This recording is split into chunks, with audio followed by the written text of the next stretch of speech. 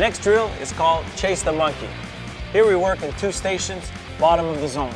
F1, F2, F1, F2. At the whistle, F1 skates hard, past the cone outside the blue line, comes around, hits the hash mark, and pivots backward. Eye contact with F2. As he makes his pivot around the circle, receives a pass from F2, skates forward, around the cone, drives the net, and takes a shot. It's called Chase the Monkey. So after his pass, F2 chases F1 around. Once he hits the hash mark, he starts the drill all over again. Here, an excellent drill for acceleration and for back checking.